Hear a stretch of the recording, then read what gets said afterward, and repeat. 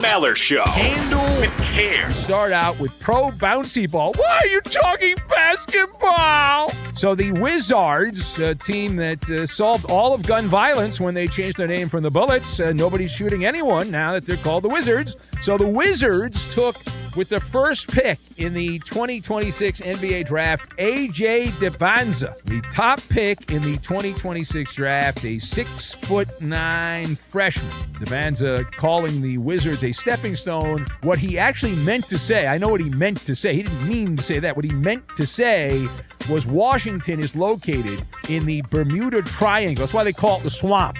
It's the Bermuda Triangle right there of NBA development. A place where talent enters, elite blue chip talent year after year, and it all disappears. Ben Maller, weeknights, 2 a.m. Eastern, 11 p.m. Pacific, on Fox Sports Radio. It's Ben Maller. It's the gas bag on the radio who is tossing verbal raspberries at you. Your late night getaway. The big dog. Big. Got it? I disagree. Good. So I have abstract art, Fisher-Price, and the mighty Zoltar. What the hell did he just say? It's the Ben Maller Show. What kind of acid was someone on when they cooked this up? Listen on the overnights, 2 a.m. Eastern, 11 p.m. Pacific, right here on Fox Sports Radio. The most fearless voice in sports is on FS1. The one and only Colin Cowherd is bold, unique, and outspoken. Wow. You can see him on The Herd, weekdays at noon Eastern on FS1 in the Fox Sports app. KIMM Rapid City and K294BT Rapid City, the Black Hills Sports Station, 106.7 FM and 1150 AM. Fox Sports Rapid City. And here's what you need to know. Ecuador has just dramatically survived and advanced at the World Cup. They needed to beat Germany today in order to stay alive. Germany had already clinched first place in Group E. Germany scored a goal in just the second minute, but Ecuador tied it 7 minutes later. And then Ecuador went for a fateful corner kick in the 77th minute. Here was Ian Dark on Fox. Under the crossbar. And it's been deflected in as well. They've got the goal. It's Plata. How big is that for Ecuador? Wow. Ecuador 2, Germany 1, a final. Elsewhere in Philadelphia, Ivory Coast has just clinched a trip to the knockout round with a 2-0 victory over Curaçao, with Nicola Pepe scoring both Ivory Coast goals. I'm Isaac Lowenkron. It's time for South Dakota's Sports Talk Show. This is the Nate Brown Show, featuring live callers, great interviews, and thought-provoking sports talk. From the biggest national names to the hottest stories across South Dakota. Welcome to the Nate Brown Show.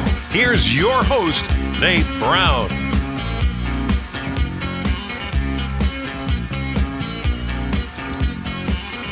All right, we're out of the gate on a Thursday. The Nate Brown Show ready. Thanks for being here. I appreciate you guys. Thanks for making this show possible. It is South Dakota Sports Talk Show. We go high school to college to the pros. It is always a great day in South Dakota. You know that. Welcome in. Let's have some fun, thought-provoking sports talk. Shoot it around a little bit. Jab each other a little bit. It's okay. Let's get after it tonight. The Nate Brown Show is back on Thursday. Looks good. When I say jab each other, that means like me and Rob Kegron. We're gonna pop each other a little bit. Hey, Rob, you ready? It is Thursday happy hour. Rob Kegron's coming up next hour. A lot to do before then. Welcome in Fox Sports Radio. Our affiliates are KWSN Sioux Falls and Fox Sports Rapid City. Great stations. Appreciate you listening in Sioux Falls and throughout the Black Hills. So here we go. We are on Twitter right now. Stream us at Nate Brown Show. Find us on Twitter. Watch us live at Nate Brown Show. YouTube channel, you've got us there. The Nate Brown Show. YouTube ready to go. And The Nate Brown Show is the channel. Just search for it and then subscribe and you've got us. Midwest Sports Plus, last place, but also not last but not least, Midwest Sports Plus, new high school sports streaming app, and the Nate Brown Show live. So you got us every which way, radio, phone, digital. You've got us tonight. What do we have tonight? What do we got tonight? Craig Maddox on SDPB Sports, one of our weekly favorites. We call it East River meets West River. We try and speak knowledge. Craig Maddox on SDPB Sports coming up. To Indianapolis. the ground zero of the Caitlin Clark controversy. I got some thoughts here, but Scott Agnes is joining us covering the Indiana Fever, and everybody thinks they have an opinion now. Boy, this is interesting. Folks that I wasn't so sure watched the WNBA or Caitlin Clark, but everybody's got an opinion. Isn't that how today works? Scott Agnes is in. He covers the Fever. He knows the Fever and Caitlin Clark. He's with the Fieldhouse Files live from Indianapolis after last night's game in Indy. And we'll go to Minnesota. How about this blockbuster trade? I'm going to offer just one thought on this. I'm only going to offer one thought on the Wolves picking up LaMelo Ball today. Just one thought. That's it. I'm going to go to more thoughts from Chris Hine. Chris Hine is the Wolves beat writer for the Minneapolis Star-Tribune. He's live tonight. Chris Hine, Star-Tribune, Scott Agnes, Fever, Fieldhouse Files, Craig Maddock. And we finish it up with a Thursday happy hour with Rob Kegron. Let's get after it tonight. 2 hours ready to go if you want in tonight. You bet. Welcome you in on the Pizza Ranch Studio Hotline, 605-720-1067. Pizza Ranch Studio Hotline, 605-720-1067. Hit us there. It's powered by the Pizza Ranch. Our great partners with two great locations, East River, East 10th Street, Sioux Falls, and in Brandon. Stop by the Pizza Ranch. Tell them we sent you. Enjoy the best buffet in town by far. Bring the family. Locally owned and operated. Supports the community. Support the Pizza Ranch, East 10th Street, Sioux Falls, and in Brandon. Also, the Barons Wilson text line, 605-720-1067. Same number. You can hit us on the listener text line, 605-720-1067. We're set. Housekeeping's in order. Let's get after it tonight. Okay, so I've got a fun question of the day. I do have a fun question of the day. It's going to be dealing with the Broncos and the Vikings. Just to get off this Caitlin Clark thing over and over and okay. I'm going to offer some stuff there, but we'll get to the show. But right out of the gate, let's see what's on your mind. Thanks for calling. You're live, and you go ahead. Okay, so I know you said you were only going to say one thing about the LaMelo Ball trade, but the funniest thing that I heard of the entire day is do not let LaMelo Ball meet Jordan Addison, because if they do, the streets of Minneapolis will not be safe. I've heard that, yeah. I like that. Yeah, not bad. What's your thoughts? You can give me your thought outside of that. One, I think the Wolves got to figure out where to get a 4, and I'm a Celtics fan personally. It's really hard. They've been showing for a few years now that without cap space to go get one, it's really hard to find a 4 or 5 in the league right now. Yeah. And I don't think that's going to work well. What I do think that they could have is the fastest team in the league. If they run Jaden, Ant, and LaMelo just up the court running fast breaks, they may put up 115, 120 points a game just based off pacing. All right. And by the way, they do play some defense. LaMelo's not going to be good there, but the Wolves usually play some defense. Correct. So we'll see. The Wolves make up well for what he is not good at. Yeah. I think that's phenomenal. Appreciate you, man. The joke of the day, LaMelo Ball and Jordan Addison. Be careful.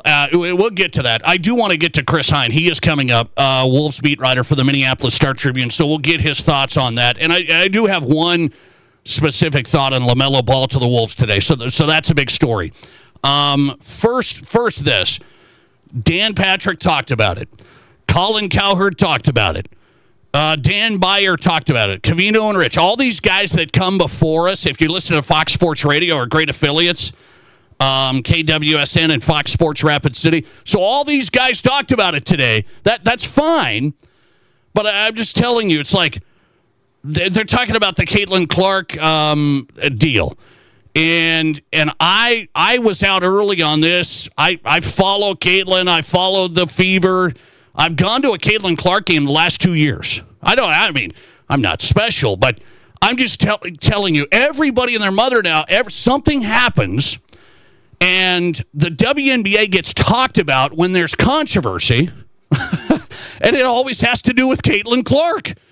Caitlin or Angel Reese and what I'm telling you is, I said yesterday before the whole thing last night where she got the fist to the throat, and people have talked about that all day, and that she wasn't on the poster.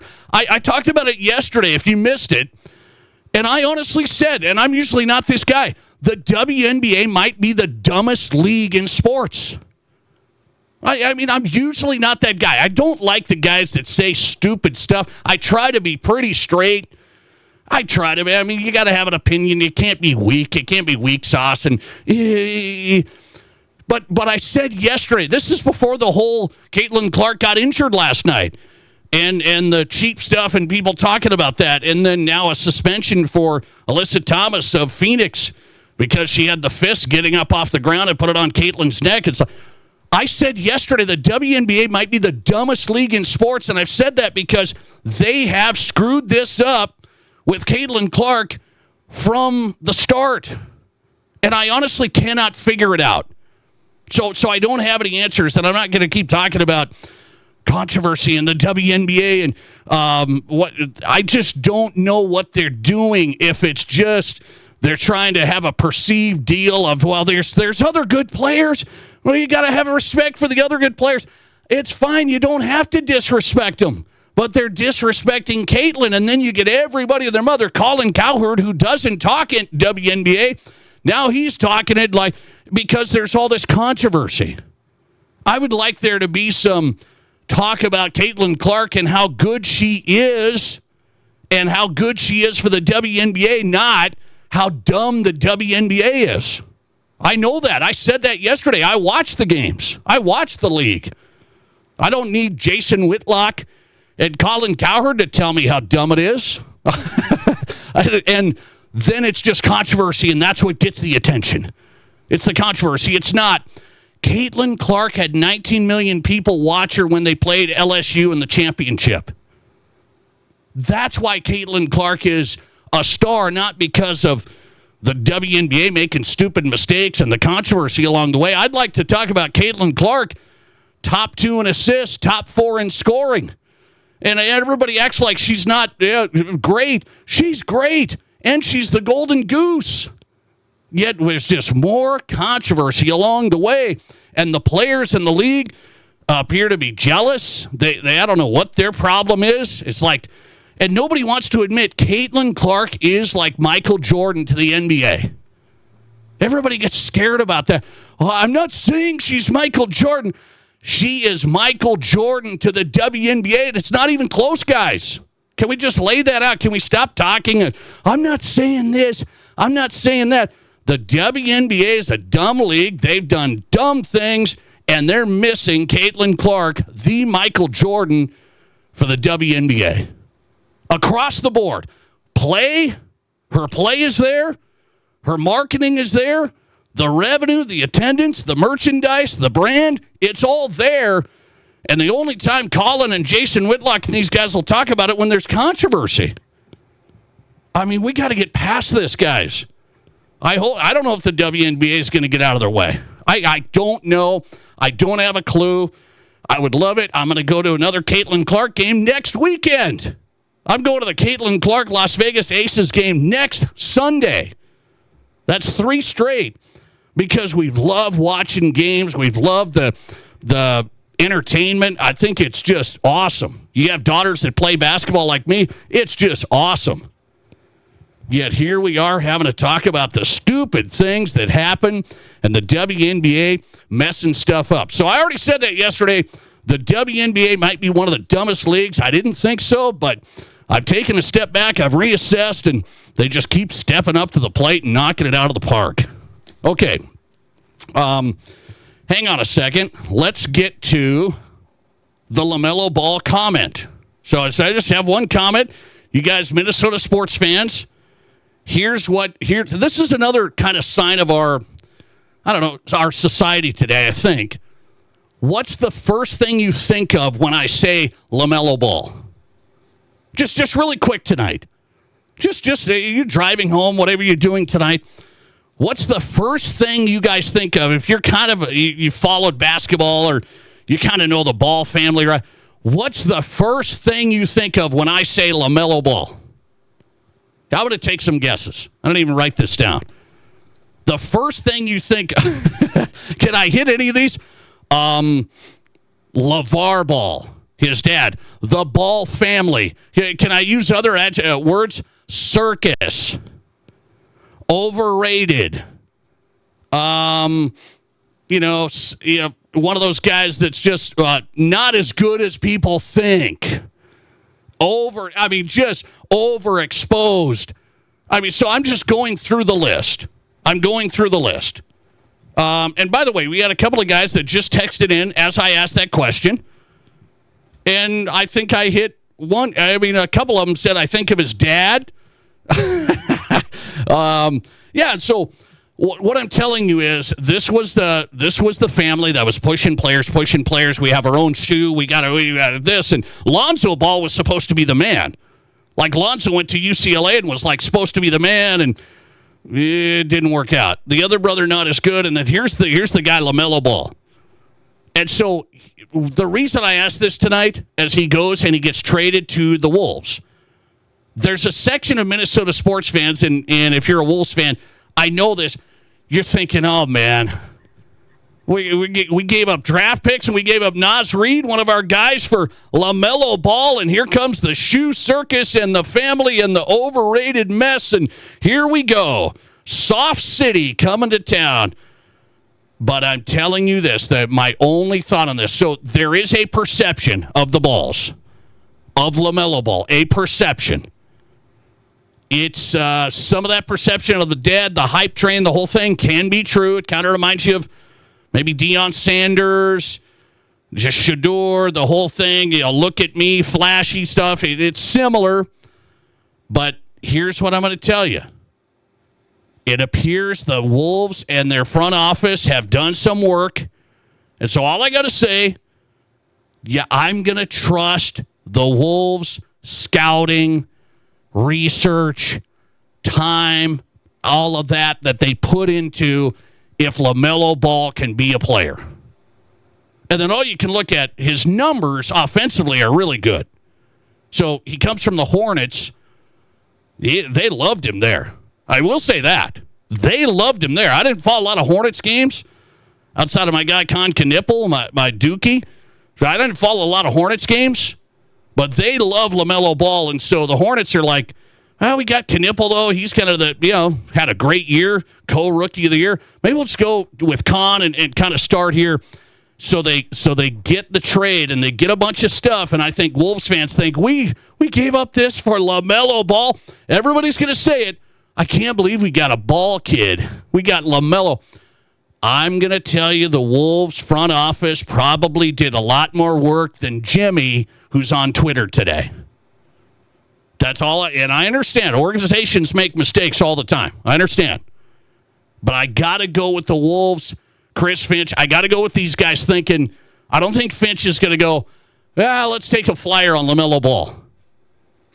That first caller in the show, he said, hey, they're going to be able to get up and down the floor and score and stuff like that. So it's going to be Anthony Edwards, LaMelo Ball, that backcourt, man.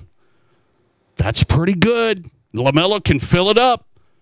And so they think he's going to be competitive. They think he's going to have some dog in him. Most people wouldn't think that at all when you just say first perception of LaMelo Ball. So my only thought on this, go with the work that they put in. Go with the research that they put in, the scouting, the whole thing. Go with it. It's kind of like Minnesota sports fans. You think they don't think Kyler Murray's going to be good? All you Minnesota fans don't think Kyler's going to be good. Go with the Vikings, Kevin O'Connell, and these guys thinking Kyler's going to be better than what Jimmy thinks on Twitter. Okay? So that I'm going to tell you, LaMelo Ball, I don't know if he's not Anthony Edwards. Okay? He's not Anthony. But he must be pretty darn good if the Wolves are going to give up Reed, give up the draft picks, the whole thing. Okay? So I'm going to trust the Wolves. They put some work into this, and LaMelo Ball's coming to Minnesota.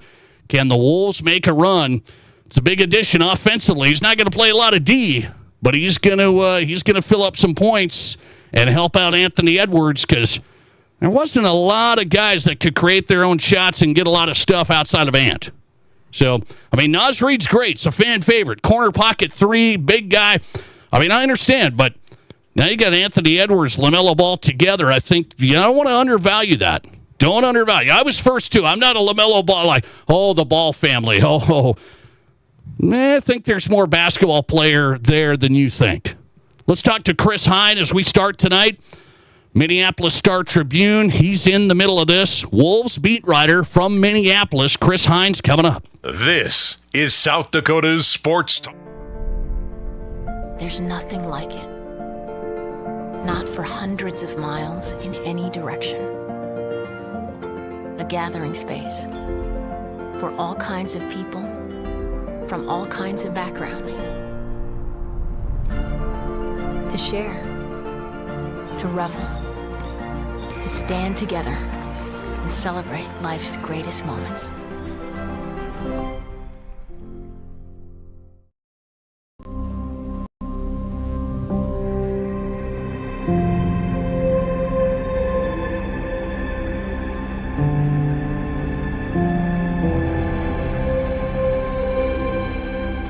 We are number one, so you can always be their number one. Black Hills Surgical Hospital and Black Hills Orthopedic and Spine Center.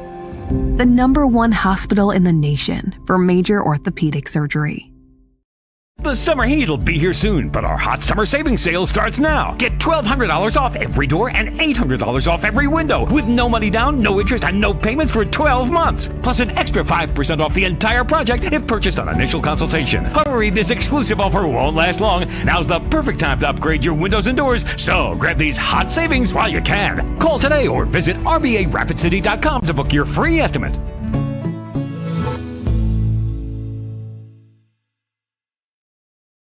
What do you call a place? It's one of Deadwood's largest casinos, but is it really a casino? Because you can't decide, should I play or eat or wait? There's a liquor-infused ice cream bar? I mean, you're playing craps 1 minute and the next you're looking at a charcuterie board? What even is that? Never mind the gunfight outside, you don't have time for that. You've got espressos to down and games to bet on and a pub with 48 whiskeys? What do you even call a place like that?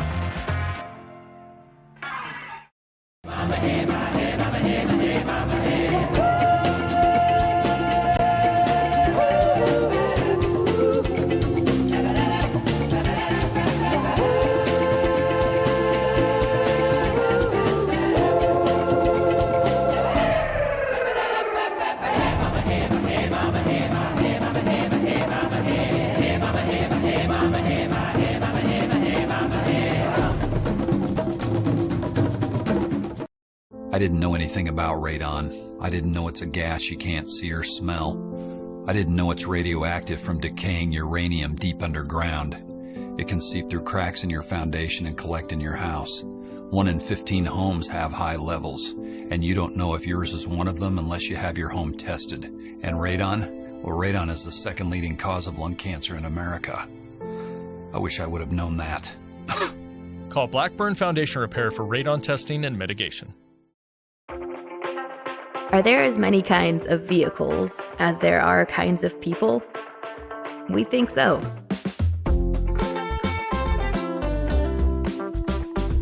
At Black Hills Federal Credit Union, we help all kinds of people come together with all kinds of vehicles. With loans made to fit everyone and every ride.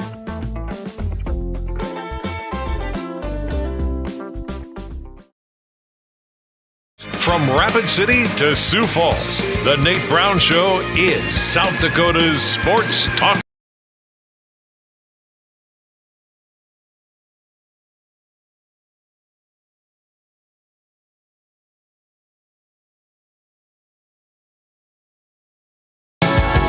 All right, South Dakota Sports Talk Show. We're live on a Thursday. Fox Sports Radio, KWSN Sioux Falls, and Fox Sports Rapid City. Great guest lineup tonight. Scott Agnes is coming up from Indianapolis. Covers the fever for the Fieldhouse Files. A real reporter talking about Caitlin Clark. Not all these, there's a lot of people. Boy, everybody has an opinion on Caitlin. It's something. Scott Agnes coming up. I want to get his take. Chris Hine, great reporter, by the way, on the Wolves. I hope you follow him at Christopher Hine. He's with the Minneapolis Star-Tribune. Wolves Beat, StarTribune.com. And Chris Hine is on the Nate Brown Show. Big day for the Wolves. LaMelo Ball coming to town. Chris, welcome in. How are you? I'm good. How you doing? Good, man. Appreciate your time. Busy, I know. I just want to get your take on this. People are... I asked my audience, what's your first perception, your first thought when I say LaMelo Ball? And many people said his dad, the history, the whole thing. And I knew that. Does LaMelo Ball have a, I don't know, perception out there that's maybe not accurate? What do you say on top there? Well, that, I think, is at the heart of why the Timberwolves made this deal. In studying him and gathering intel on him and observing him, scouting him, I think they came to a conclusion about the kind of player, person, teammate that he is, and is different than the public perception that's out there. They see, a player who was the engine of one of the best offenses in the league last year, and that's in part because of his ability to share the ball, to move the ball around the offense, to create good looks and get shots for other people. They, have intel that he's a very good teammate, that, up and down the organization, he gets to know people around the team, equipment managers, people like that he has a positive impact on the organization. So I think a lot of what they have found, and they're betting that, their read on him as a player and person and teammate is better and different than maybe what the public perception is out there. Okay, interesting. I want to get your take on why the Wolves did this. Is this about getting big-time offensive production to take the lifting off of Ant? Yes, it absolutely is. It's to alleviate some of the pressure on Ant. It's to, I think, allow Ant to kind of step back into some of the things he does really well on offense, and some of that is playing off the ball. They've spoken a lot about how they want to generate more catch-and-shoot threes for Ant instead of him having to create his own three-point looks off the dribble. Anthony Edwards was 45% on catch-and-shoot threes last season. That's a phenomenal number. You get more of those out of him, and the Wolves' offense could take a jump next season very easily. They want to, take some of the ball handling responsibilities out of Ant's hands. He faced constant double teams all the time. The last couple of seasons. Now, with LaMelo Ball out there and a simple bounce pass to LaMelo gets Ant out of a double team, and all of a sudden LaMelo Ball is playing a 4-on-3 kind of look. That looks good for the Wolves' offense. There's a lot of question marks with this trade, but offensively, as long as LaMelo Ball is out there, healthy and playing, it should work on offense. Wolves beat writer Chris Hine on tonight. He's with the Star Tribune, StarTribune.com for his coverage. He's on X. Follow him at Christopher Hine. So I look at it and say there's national guys that are talking about the Wolves were trying to get Giannis, and they couldn't get that done. Where are you at on that? Did the Wolves want Giannis? They did. They've been wanting any kind of big name number two kind of, or not number two necessarily, but like a second big name to come alongside Anthony Edwards. And, I think that can come in a lot of different players and positions. And anytime you can get, potentially try to get Giannis in a trade, they're going to take a swing for it. That's just the mindset of this front office and this ownership group. So they don't get Giannis, so what else is out there? And I know that for a long time they've liked LaMelo Ball. The question was he ever going to come available? And he did. And once I saw those reports, I was like, they're going to do everything they can to try to get him. And here we are Thursday morning, and they agreed to the deal. So I said in my opener, I said it appears the Hornets like LaMelo. The Hornets fan base love LaMelo. So I'm thinking about if they like LaMelo, why did they get rid of him? Are they moving forward with Con Knipple? They're good there with that rookie that came in. Why did they get rid of him? Yeah, I couldn't tell you exactly what the thinking is there. We'll see what their public comments are and what they're thinking.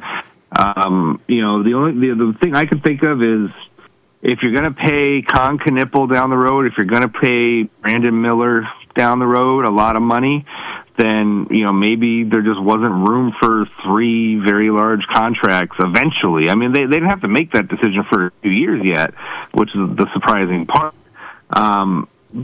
But maybe they were just selling high on LaMelo coming off a year in which he played 70 games because he's been frequently injured throughout his career. And that's probably the biggest question mark of this trade is how many games is LaMelo Ball going to play on a given basis? When it comes time for the playoffs, is he going to be healthy?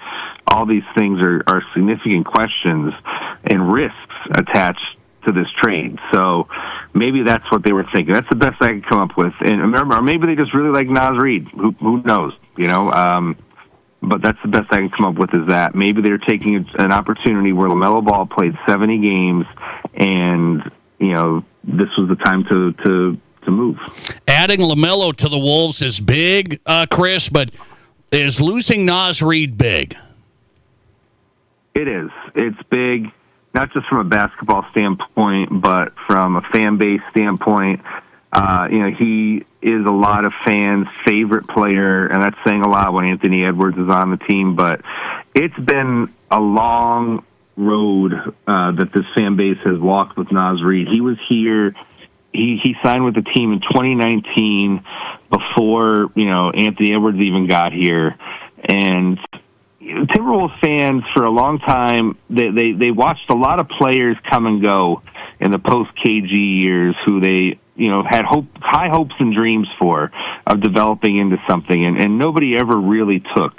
Naz Reid was like the ultimate player development success story that if you got in on the ground floor of rooting for him, you were rewarded time and time again as his career grew and he got better as a player.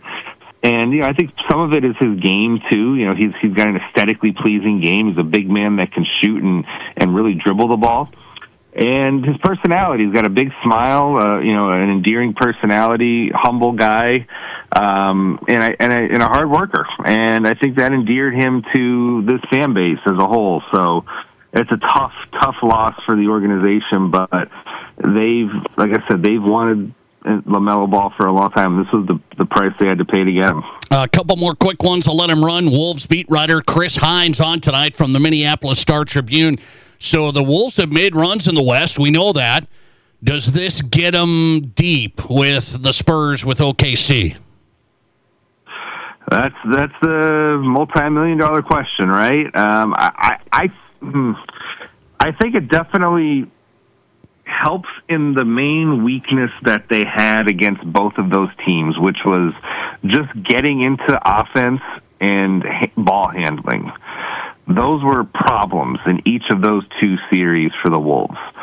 And again, alleviating that pressure off of Ant to do everything. It was a lot. It was a struggle for him in those series. It was a struggle for everybody on their team in those series. But now having LaMelo, who's 6'7", and can combat some of the size of these big guards that the Spurs and Thunder have, I think, they still have to round out the roster. They have to still find people in the front court. This is all true. But I think, big picture, they are better equipped to take on San Antonio and Oklahoma City. I don't know if they're good enough, but they're better equipped. Will Wolves fans be liking this, or what's the rating in the last few hours? It's very polarizing. I think there's a lot of opinions on the extremes both ways. To me, it reminds me a little bit of the Gobert trade in some ways, and in some ways not. The Gobert trade was almost universally disliked by everybody. It turned out to be pretty good for the Wolves in the long run. This trade, I see a lot of people that hate it. I see a lot of people that love it. So that's what we live for, I guess, right? The difference of opinions. That's sports, and that's America.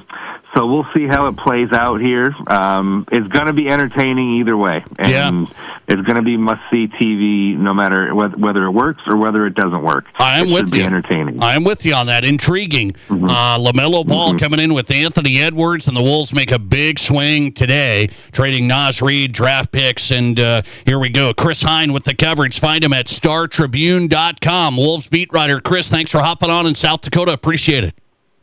Yep, no problem. Thank you. Thanks a lot. Chris Hine on the Nate Brown Show, Wolves beat writer, Minneapolis Star Tribune, StarTribune.com. Good breakdown. Well, he just said what I was talking about. It's like you gotta know the Wolves front office, the scouts, the front. They put work in this. The coaches, they put research in this. Jimmy on Twitter is trying to tell you this is LeVar and the circus and the shoes and the. But the Wolves are trying to tell you, this guy can fill it up. He just can make plays, 6'7" guard, can score, can put it on the floor, can shoot. Man. So LaMelo Ball and Anthony Edwards, that's big time. That is big time for the Wolves. Coming right back on the Nate Brown Show, let's go to Indianapolis. Scott Agnes covers Caitlin Clark and the Fever, and what a story this is. Scott Agnes with the Fieldhouse Files from Indy coming up. This is the Nate Brown Show. Unlock big savings on your next project when you shop at Menards. Lockley is a leader in smart home door lock technology. You'll never have to worry if you forgot to lock your door again. Control your lock from anywhere with the use of your smartphone. Keep your home safe and secure. Pick up your Lockley electronic door lock today. Plus, check out our weekly flyer on Menards.com for more great deals happening now. Save big money at Menards. Mom, can we please go to Waitiki Indoor Water Park Resort? Waitiki? What's so special about it? Are you kidding? It's got slides, fountains, a lazy river, everything. And it's just a short drive to Rapid City. If we stay at one of the hotels, we get water park passes for free. Wow, you really did your homework. Okay, what do you say we pack our swimsuits and hit Waitiki this weekend? Yes, best mom ever. Unlock your adventure at WaitikiWaterPark.com. Being in business has its rewards as well as its challenges. It means being the first one in the door in the morning and turning off the lights when you leave at night. Your business is unique, and you need a bank that understands your needs. You deserve the best. You need a financial partner that is invested in your success. You need Pioneer Bank and Trust. Don't settle. Pioneer. Pioneer Bank and Trust. Local. Pioneer Bank and Trust. Member FDIC. At Dakota Discount RV, we're in it for the long haul, just like you. Whether it's cross-country adventures, weekends by the lake, or family time under the stars, we're here to keep you rolling for years to come. While others are packing up, we're doubling down with dependable service, great prices, and the biggest selection in the region. Your journey doesn't stop here, and neither do we. Here tomorrow, here for every mile ahead. Visit us in Rapid City or Somerset or online at DakotaDiscountRV.com.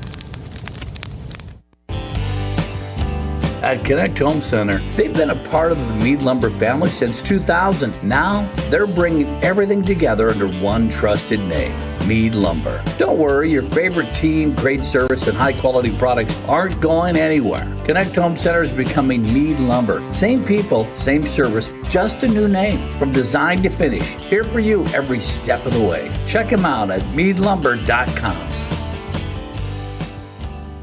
This month, Spearfish GMC Cadillac is celebrating 35 years of business and 35 years of building lasting relationships right here in the Black Hills. To say thank you, we're featuring some great buys in our pre-owned department, all locally sourced and quality inspected. Cars, trucks, SUVs of all makes and models with something for every lifestyle and every budget. Whether you're looking for your next family vehicle or a dependable commuter, you'll find it at Spearfish GMC Cadillac. Celebrate 35 years with us and discover your next vehicle today. Shop online at spearfishmotors.com.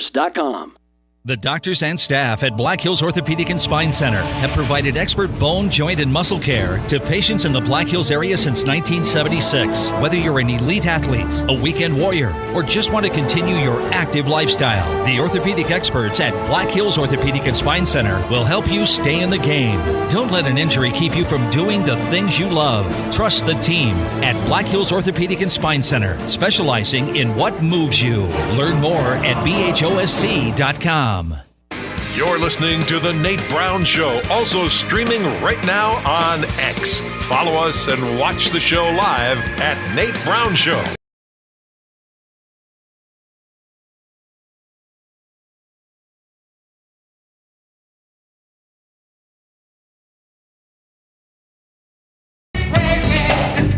All right, that's a great song right there. That's a perfect song for my next intro. as we discuss Caitlin Clark. I've been watching Caitlin Clark a lot. I'm going to go to another game next Sunday in Las Vegas. That's 3 summers in a row I've taken my family to Caitlin Clark.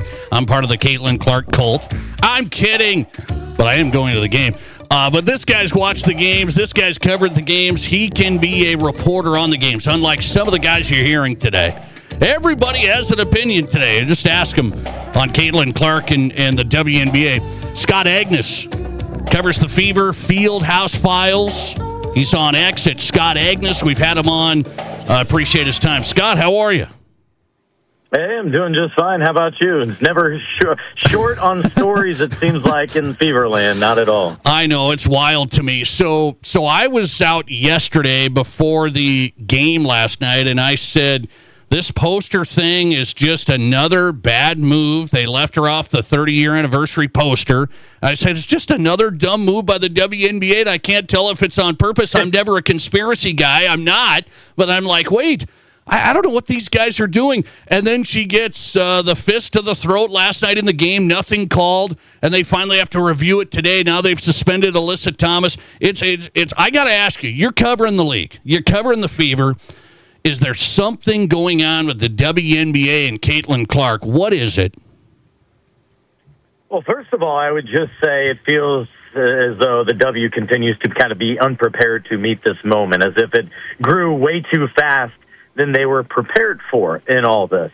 If you go back to that poster thing, I don't think that's that big a deal, except that it's been one thing after a next. So this is like example number 50, right? Rather than like, why does this stand out? However, there's a lot of very good players missing from that poster. So it would actually be very advantageous for the league or whoever's behind that, for example, to come out and explain the methodology, because you could even go Fever legend Tamika Catchings is not on it. Caitlin Clark's, or her idol, Maya Moore, is not on it. So I'm not sure what they're trying to accomplish with that. Now, on the court, I appreciated the swift action here. Nate, I really did. The fact that less than 24 hours later, we do have a resolution. Sometimes it would take 48, 72 hours to move that way. I thought it was important for the W to act fast, to have at least some kind of suspension here, because otherwise, what kind of precedent does this set? That you can just throw around, and first of all, you're probably not going to get penalized in the game. And if I'm the Fever, I'm more furious about all of that than anything. Number one, Caitlin wasn't able to finish the game, but number two, you lost a close game, right? And so there was no penalty in game, and so a future game against an expansion team this weekend, that's what it cost Alyssa Thompson, who's their best player by far. So Fever lost their best player in the game. Phoenix kept theirs. Yeah, so the WNBA makes the call. They suspend Alyssa Thomas, but now Caitlin's got the back injury, and that's kind of separate. It looked like it happened on the three-pointer and the landing zone thing. I was watching that, and I'm thinking about, like, people are questioning the officiating, and that's been a thing for a long time. Do you think Caitlin Clark's getting unfair treatment from the officials and from other players? Yeah, absolutely. And we're in year 3 now. And I think officiating has been a real challenge for this league from the very beginning in its existence. So to me, that is nothing new. The difference, though, is they've been hyper-fixated on this for the last several years, especially, Nate, going into this season. They formed this council and group to kind of discuss and try to be on the same page and set an expectation for what they want called and why they want it consistently called, all those different things. A panel in which Fever head coach Stephanie White served on it, in fact. So I think she tirelessly worked on this all off season.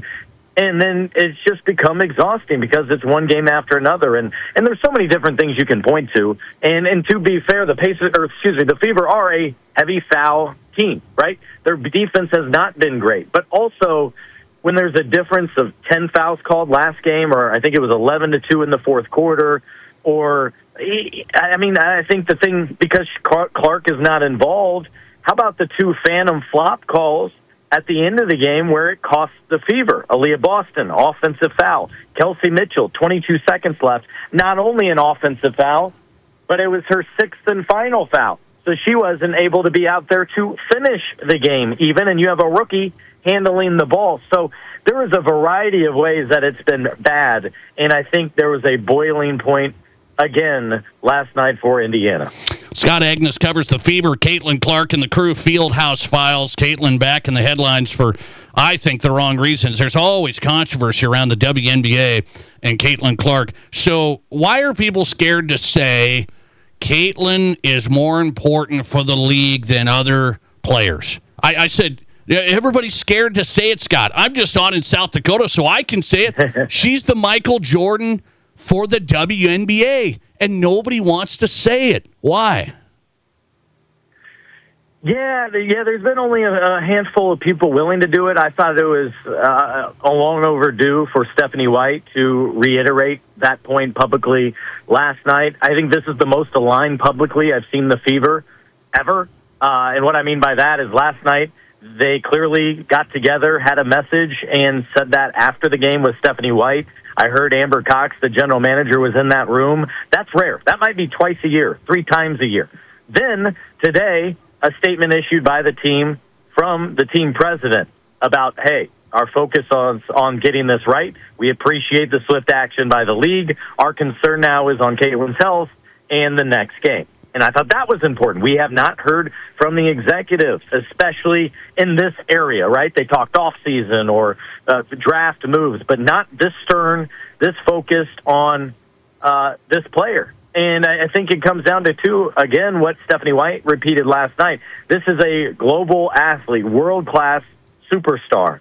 What are we doing here, basically? That these are egregious fouls. And I think from the rest of the league, outside of those maybe not in it, and those with the Fever, let's say, I think there's always been something within the league is they're all in this together. We're part of this bigger movement, this global, this movement to expose everyone to women's basketball and such, and as doing so, purposely almost avoiding singling out anyone, when the reality is, to your point, is, there is somebody very different than the rest of the group, and because of that, everybody's been able to benefit. So why not acknowledge the elephant in the room here? That's the thing. Players came around with Tiger, meaning the golfers. Our purses went up, and he's rising. I mean, this is great for all of us, and they came around. They didn't have to bow down to him, but they respected him, and they respected what he did for golf. This is the same type of thing. I'm not saying Tiger, the revenue was higher, but when you know where the WNBA was to now, the arenas, the revenue, the merchandise, the salaries. So will the players come around, do you believe, to respecting Caitlin? They don't have to love her, compete. She wants to compete. Will they respect her? Yeah, I think that last point's key is she wants everybody's best shot. In fact, she loves the competitiveness, the drive. That's when she gets in a zone and is the most, I'd say, kind of like herself there. But at the same time, I think the challenge for her has become she's being called for all kinds of fouls. She's had probably half the season where throughout the games this season, she's had to be dealing with foul trouble and sit early because of all that, for example. And then at the other end, it's just not called consistently, right? Like, she's getting called for ticky-tack fouls, and then, there's a, reckless closeout the other night. They don't even review it for that. They look at see if she did something malicious on her follow-through or just little things like that. And it's like, if I were her, I would be so terribly frustrated because all I want to do is play a good, physical, tough game and push one another. It's when everything else gets in the way. And more to that, nobody is defended more difficultly than she is, right? She's getting pressured 94 feet. She's getting 2 or 3 bodies on her across half court. They're putting hands in her faces no matter where she is. And I'm not sure the officiating crew knows how to handle it. Do you just call everything? That's where I do empathize a little bit with the officials because we've never seen anything like this in this league. Scott Agnes on tonight. Now, I know you've had this in the past here. She's had this back issue. So Caitlin Clark goes down with a back. And now I wonder what's next. This has kind of been a lingering issue. Do we know? No, we don't. All they're saying on the record is that it is a back It's just back. Like, that's it. Not strain, nothing. So we don't have much clarity on that front. I'm sure she underwent tests here today to get a further understanding because the Fever had the day off as well. You're just hoping for something minor, something that doesn't keep you out too long. And it wouldn't be the worst thing if she's out of Saturday's game, because after that, they don't play for another week. So that would give her almost 10 solid days of rest leading in to the road trip out west that you referenced at the top of the segment. I'm looking forward to it. I think I'm hoping Caitlin's playing. I've got tickets for next Sunday in Vegas. Caitlin Clark and the WNBA in a controversy the last 24 hours. Again, I just don't understand why they don't embrace the star power and everything that she's done for the WNBA. Scott Agnes covers the team. Fieldhouse Files. Yes. Nate, to a larger picture, I think the overwhelming thought beyond that even is, why can't we just have a normal Fever season? Like, I don't know if your audience got attuned to this, but what I was covering yesterday before the game is how there's another questionable man after one of the Fever players. And a 48-year-old Indianapolis man charged on, three charges, basically, stalking Sophie Cunningham, generally speaking. And so he was arrested and charged, and, I'm telling you, nothing about the things this Fever team has going through is ordinary either. Yeah, it is wild. It really is. Best coverage. He does a great job. He's done it a long time. One of the good guys there. Fieldhouse Files. Scott Agnes tonight on in South Dakota. Scott, I always appreciate it. Thanks. Yeah, absolutely. Thank you, Nate. Appreciate your time. Insight reporting from Scott Agnes on Caitlin Clark and the Fever at Fieldhouse Files, live from Indianapolis. I'll tell you, I'm a Caitlin Clark fan. Became a fan at Iowa and the frenzy there, and didn't think that she would do for the WNBA what she did. I said that here on this show. So I've admitted all of that. I didn't think the WNBA would even get in the mainstream at all. I thought it'd be a college thing. Iowa, LSU, Angel Reese, Caitlin. That was a great rivalry, and it's going to be done. And double the amount of audience watch Caitlin Clark than anyone else. Double. Every time. It's not even close. And the WNBA doesn't get it. They don't get it.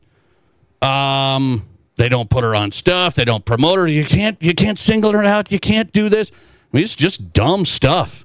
The officiating's just terrible. The officiating's terrible. She had the fist on the throat last night, and I was watching that game. No foul, no nothing, no anything. And then they reviewed it, and Alyssa Thomas now suspended because it was a flagrant. So, listener text, when the WNBA has controversy, maybe that's when most people care about it. I couldn't care about the WNBA, so what do you want the WNBA to do? Caitlin's a really good player. What do you want them to do different? Well, here's the thing. I want them to promote Caitlin Clark accordingly, not, there's all good players. Everybody's good. Fluffy pancakes. We're all in this together. Caitlin's no different than anyone else. We don't want to treat anyone else differently. Everybody gets a trophy. That's what I want them to do. You understand? You know what I'm talking about, right? If you follow Caitlin to the WNBA, you know what I'm talking about. They're almost trying to push her aside and don't treat her. Don't do anything. She's giving them record revenue, record attendance, record merchandise, record player salaries. What else? Can I keep going? And she's top 4 in scoring and top 2 in assists. So kind of a good player still. It's not just hype, guys. She's the player. Start waking up. I don't know if they will. I mean, it's one of the dumbest leagues I've ever seen.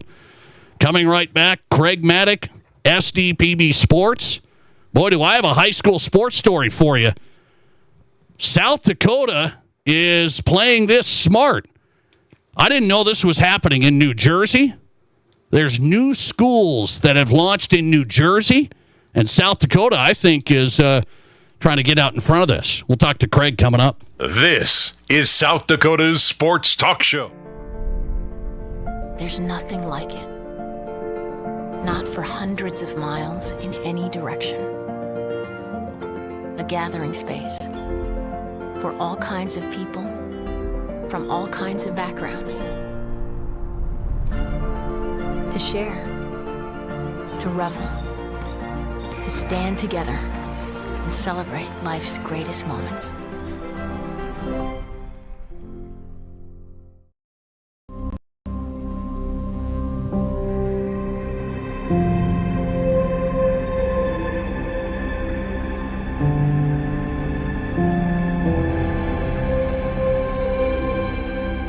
We are number one, so you can always be their number one.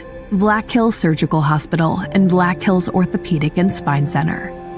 The number one hospital in the nation for major orthopedic surgery. The summer heat will be here soon, but our hot summer savings sale starts now. Get $1,200 off every door and $800 off every window with no money down, no interest, and no payments for 12 months. Plus an extra 5% off the entire project if purchased on initial consultation. Hurry, this exclusive offer won't last long. Now's the perfect time to upgrade your windows and doors, so grab these hot savings while you can. Call today or visit RBARapidCity.com to book your free estimate.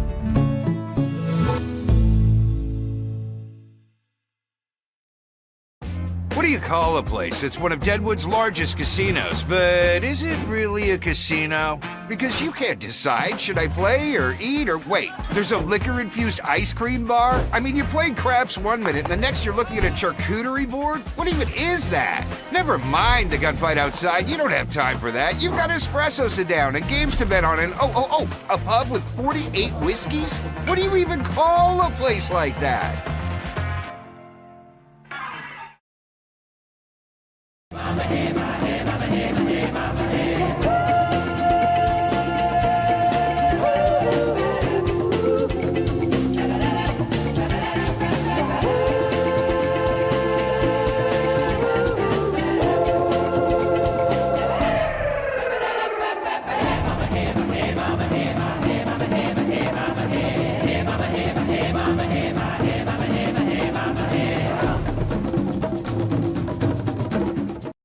I didn't know anything about radon. I didn't know it's a gas you can't see or smell. I didn't know it's radioactive from decaying uranium deep underground.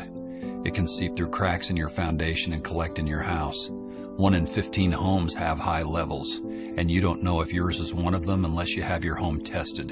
And radon? Well, radon is the second leading cause of lung cancer in America. I wish I would have known that. Call Blackburn Foundation Repair for radon testing and mitigation. There are 1 billion credit card transactions around the world every day. That's 11,698 swipes a second. It's easy to forget that behind each one, there's a person, a family, a dream, a connection being made.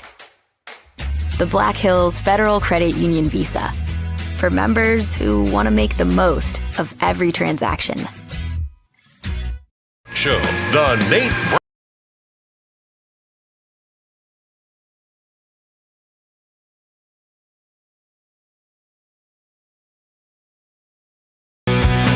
All right, South Dakota Sports Talk Show live. Glad you're here, guys. Appreciate you. The Nate Brown Show on Fox Sports Radio, KWSN Sioux Falls, and Fox Sports Rapid City. Thursday happy hours coming up. Hang tight. Rob Kegron's on his way in. National radio host Rob Kegron joins us every Thursday, full hour, next hour with Rob in as guest host. Thursday happy hour on tap. Lot to discuss. Craig Medic on East River meets West River.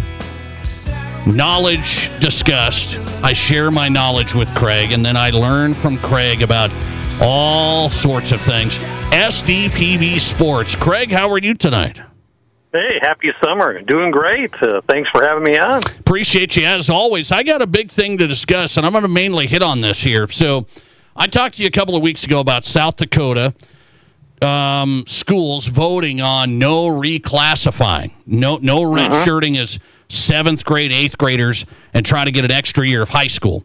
And you were like, I can't believe that's happening anyway and stuff. But 145 schools voted, we shouldn't do this to allow kids to reclass and get an extra year of high school competition. Well, South Dakota is doing that, and people kind of wondering, is this a problem? Here's a story out from New Jersey. My friend Matt Kearney was all over this. This is a great story. I encourage you to read it, Craig, but there's a lot of stuff in here. But basically, New Jersey, this is prevalent.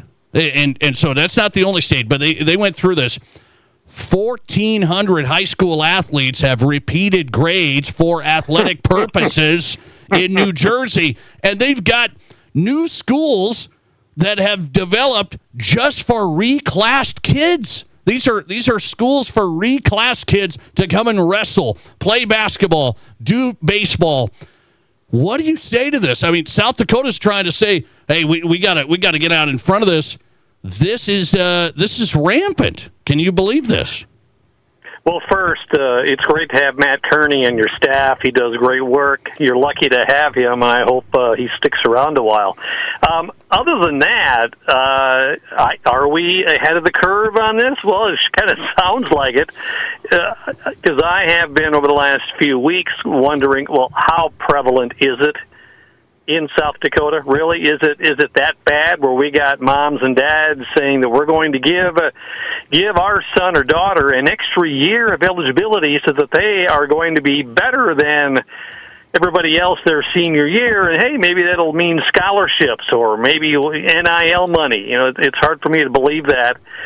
But apparently, with that vote here, just a week or so ago, that maybe they're getting ahead of the curve. I mean, I know there is a bunch of spots over the past few years where kids leave a school, specifically open enrollment.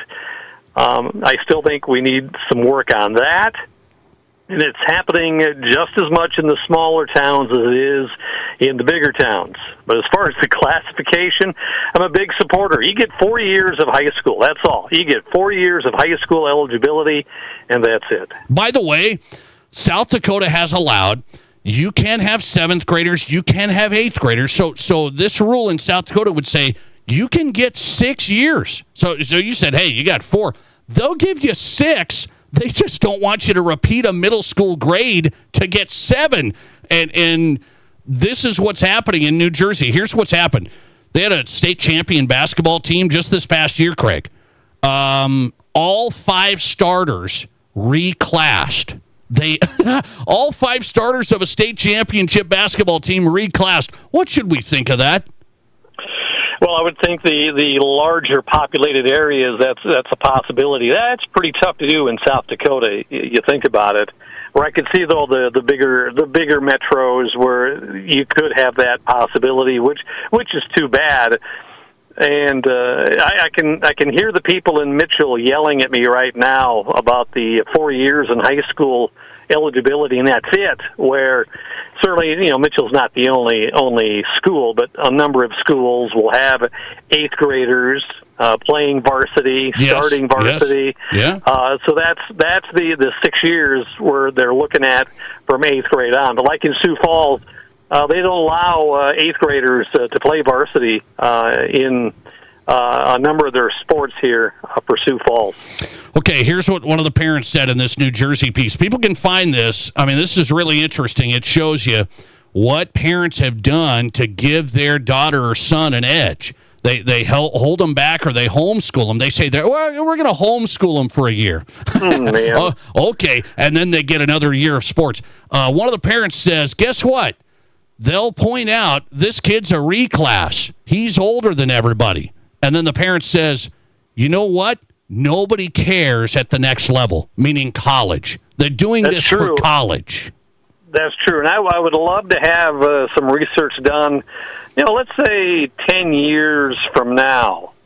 10 years from now, what happened to those kids that reclassified, and what happened to them down the road? I would love to have some of that work down the road. And I'm pretty sure that you're not going to see a major difference, I think, in what happened to those kids who classified. Mom and Dad maybe thinks there's going to be, but I think for the most part, I bet you there's not much of a change. Okay, so New Jersey actually has student-athlete academies. These are the new schools that have actually charged the tuition's like $18,000 a year, and parents send their reclass kids to these schools to get wrestling training and whatever. I did not know that you actually had reclass schools. Did you know this? I did not. It's one of those where, maybe South Dakota has done the right job, done the right thing, getting ahead of the reclass a little bit, but it is going to happen more in the much bigger states, no doubt about it. I think South Dakota's on this. I mean, so people say, what's this all about? Nobody's holding their kids back. Yeah, they are in a lot of states, and this is a big story about New Jersey. You can find it. But we have 7 classes of football in South Dakota. Yeah, how many classes do they have? Don't go there. Don't go there. By the way, if I ran for governor and I said I was going to go to 5 classes of football, would I get some votes? Would I get some votes on that?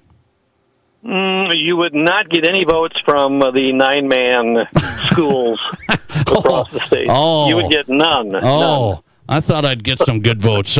Okay, last, I want to get into this. Vikings, you're a Vikings fan. We know this. Season ticket holder, Craig Maddock. I'm a Broncos fan. East River is heavy Vikings. West River, Black Hills, pretty heavy Broncos. If you took a poll in South Dakota, which team has the most fans in this state? Which team in the NFL? I'll go Vikings, mainly because the East River bigger population than West River, so that's the only reason. Okay, you're going to go Vikings. My audience says Vikings. 78% say Vikings, 15% Broncos. How about the Chiefs? Do you run into Chiefs homers out there? Yeah, you got to go southeast and south central South Dakota. Those would be your Kansas City folks. I mean, I know there are folks in the Vermilion and the Yankton areas. They're Kansas City Royals fans. They're not Twins fans. They're Royals fans down there.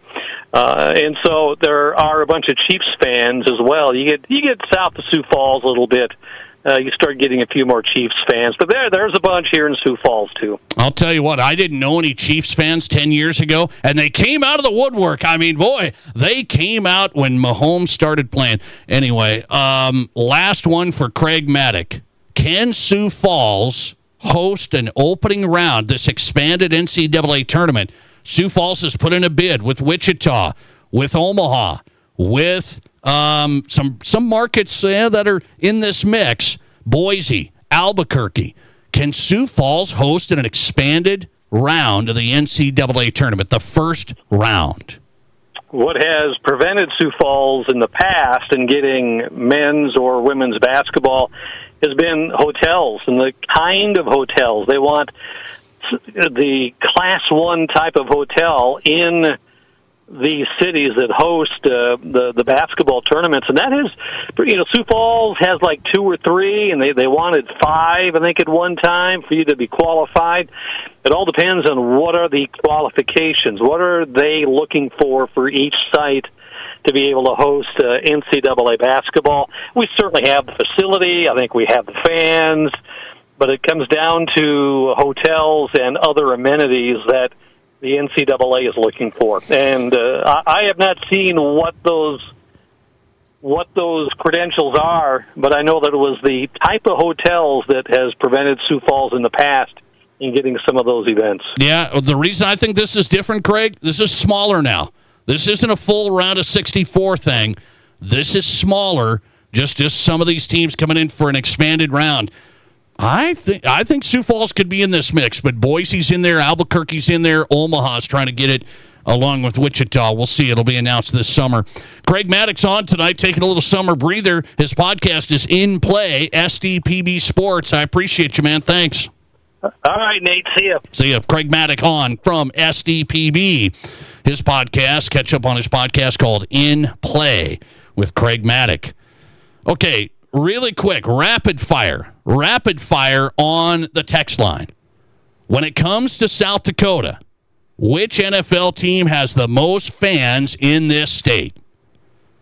Vikings, Broncos, Chiefs. Are those a top 3? Some people have texted in Packers. I think there's probably more Packer fans than you think. But, I mean, It's Vikings-Broncos, no doubt, right? But which team has the most fans in this state? Vikings, Broncos, Chiefs. You tell me. 605-720-1067 on the text line. I want your feedback. And then Rob Kagron's ready to go. So Minnesota's made some moves here in sports. LaMelo Ball for the Wolves. Kyler Murray for the Vikings. We're going to start with those two guys. I have a question for Rob coming up. This is the Nate Brown Show. At Splash City, we think there's a time for everything. There's work time, there's play time, and there's your time. Splash City specializes in your time. Spas for you and your friends. Beautiful gas fireplaces that can be used almost anywhere, bringing warmth to the night or letting you be alone with your thoughts. Splash City. Rest, relax, enjoy. How do you make a buffet day even better? Make it a play day. The Pizza Ranch and Fun Zone Arcade is your place for good food and good times. Won the big game? Make it a play day. Aced your test? Make it a play day.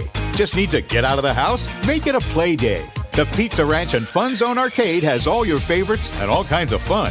So bring your family, bring your friends, bring your team. For good food and good times, make it a buffet day and a play day at the Pizza Ranch and Fun Zone Arcade.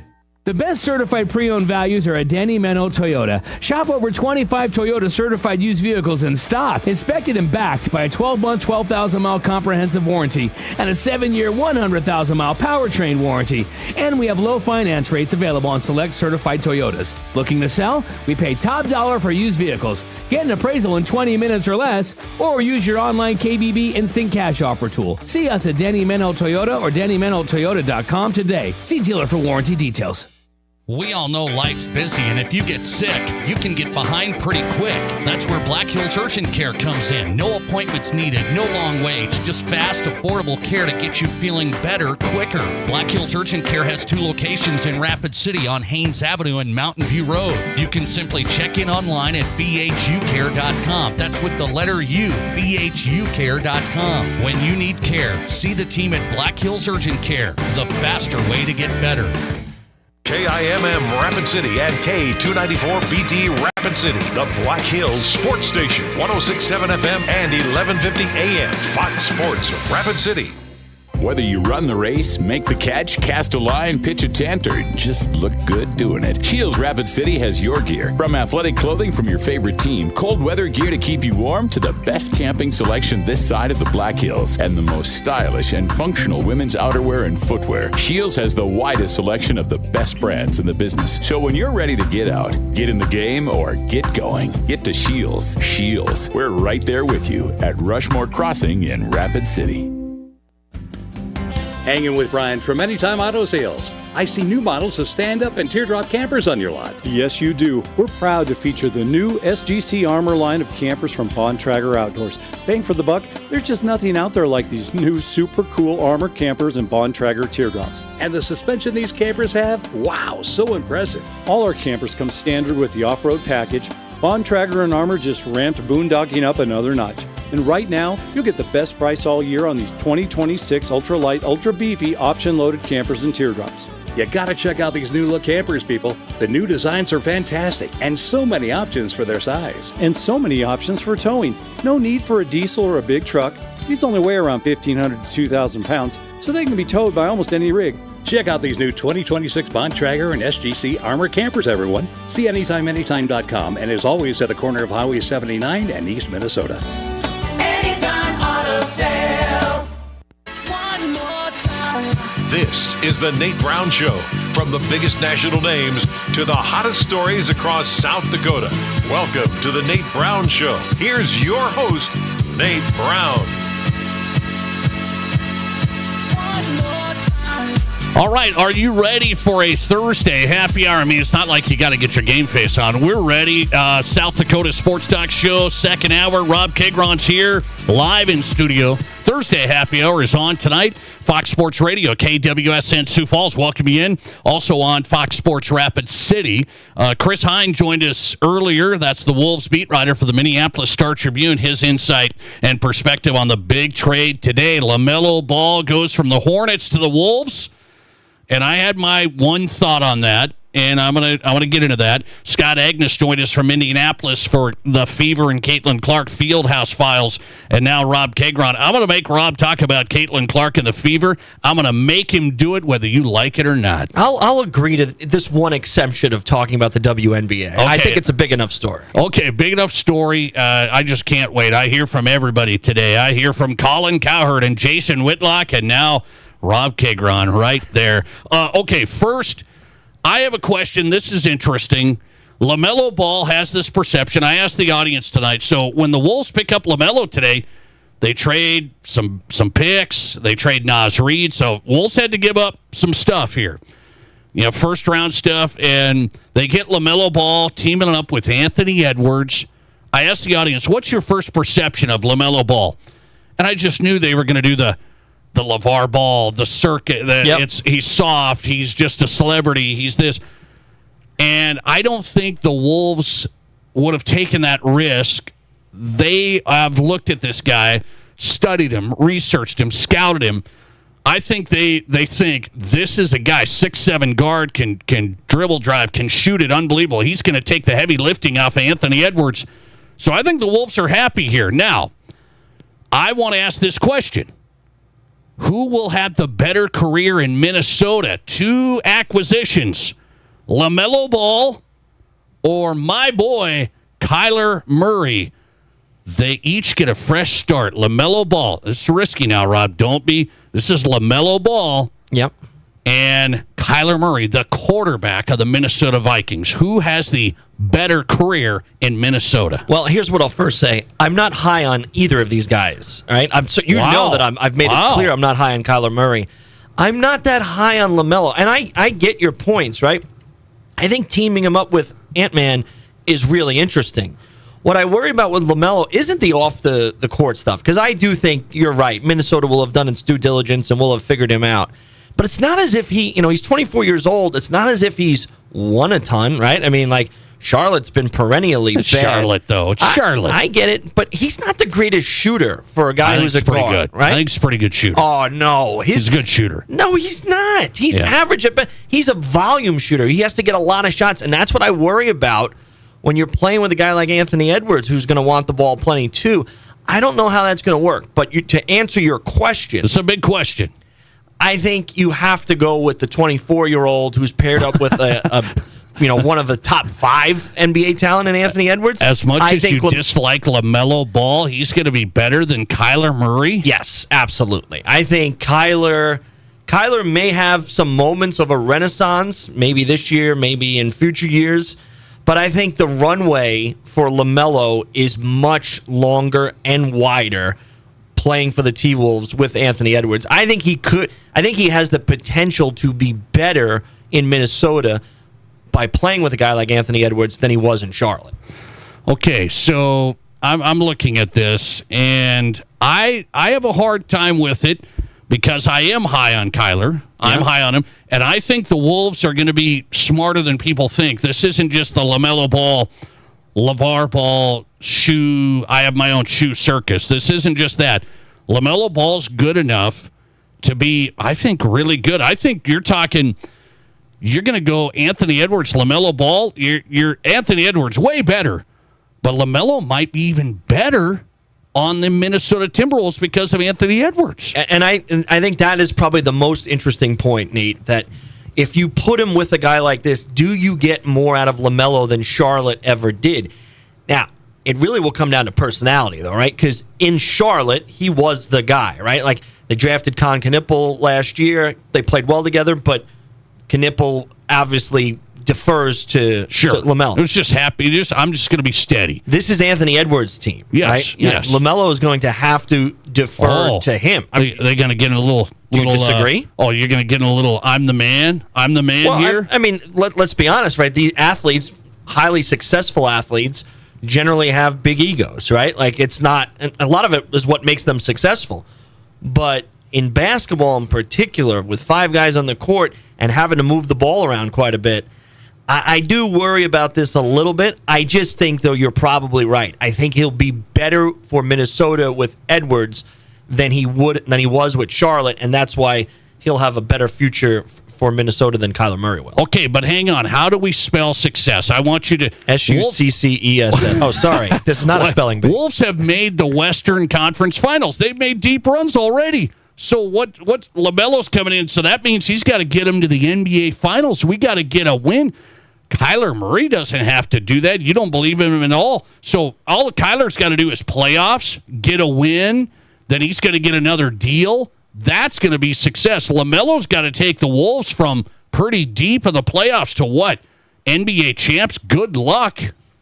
Yeah, I think you're probably right on that, but I think they are a couple years removed from the Western Conference Finals now, right? And so I think the fact that they were eliminated in the second round, if I remember correctly, this past playoffs, if you get back to the Western Conference Finals, you've made progress again, right? You're headed in the right direction. And the Western Conference, you and I both know, extremely difficult. The gauntlet that you have to go through to get to an NBA Finals with OKC and San Antonio. He's going to let them down then. Yeah. He's going to let them down. They're getting him to take them over the top with those guys. Yeah, and if that's your definition of success, then yeah, I probably agree. Kyler has a better opportunity to be successful based on your parameters. That, he just needs to make the playoffs, maybe win a playoff game, and LaMelo has to get them at the very least to the NBA Finals. I think you're asking a whole lot. I think it might take a couple of years to really see what that potential of that team is. I think if this year you got back to the Western Conference Finals, if you were a T-Wolves fan, you don't think that's pretty good, headed in the right direction? That's pretty good. Yeah, because I think you can build off of that. I mean, think about my Knicks team, right? They were in the Eastern Conference Finals, lost to Indiana, built upon that, and got to the NBA Finals the following year, won it. I think Minnesota could follow a similar kind of formula. Who will have a better career in Minnesota for the listeners tonight? Kyler Murray or LaMelo Ball? 605-720-1067 if you want to sound off here with Rob Kegron on the Nate Brown Show tonight. Question of the day, who will have a better career in Minnesota, Kyler or LaMelo? Did I just hear you say Kyler, get him to the playoffs, get a win in the playoffs? That's what you just said. You said that's not unheard of. I mean, I thought you were just going to kill this guy. Well, it's not going to happen, but I mean, it's not going to happen. It could, certainly. I like how you hedge. It's not going to happen, but it could. Do I think it's going to happen? No, I'm giving you my opinion. I don't think it's going to happen. Could I see a scenario where Minnesota makes the playoffs? Yes. Do I see a scenario where Kyler Murray wins a playoff game? No, I do not. I would say will not happen. Right? But is there a scenario where over the next couple of years, Kyler, if he stays healthy, could lead the Vikings to a playoff berth? Yeah. I mean, 7 teams make it out of the NFC, so it's not possible. Okay, we're lowering the making the playoffs is an easy thing now. Making the playoffs is easy. I mean, every year 6 new teams make the playoffs in the NFL, right? So he can't be one of those 6 teams, of course. It's easy. I mean, we're killing the guy. We don't think he's going to do anything. Lister text, the Kyler Murray deal reminds me of Russell Wilson minus the huge contract.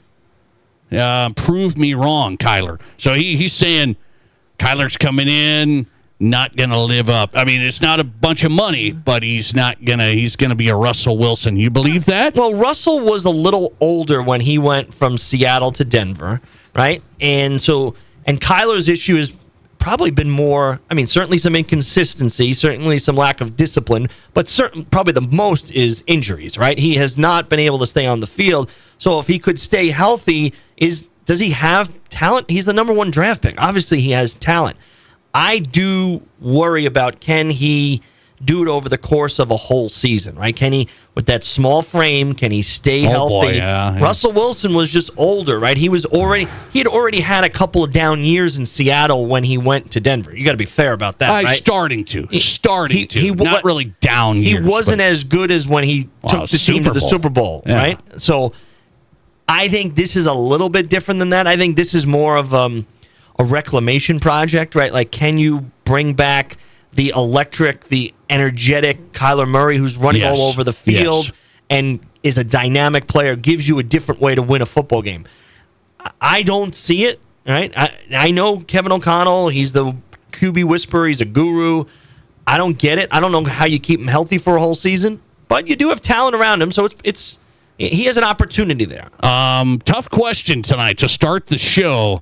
Better career in Minnesota, Kyler Murray, LaMelo Ball. The Wolves pick him up today in a big trade. So I've got the edge on Rob Kagron in our next topic. I know that. I've got the edge. But I still want to know what Rob has to say about the WNBA's treatment of Caitlin Clark coming up. This is South Dakota's Sports. There's nothing like it. Not for hundreds of miles in any direction. A gathering space for all kinds of people from all kinds of backgrounds.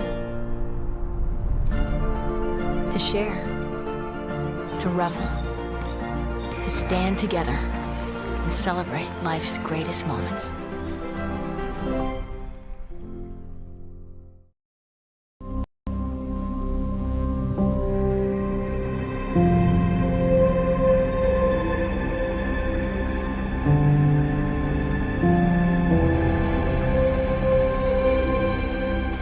We are number one. So you can always be their number one. Black Hills Surgical Hospital and Black Hills Orthopedic and Spine Center. The number one hospital in the nation for major orthopedic surgery.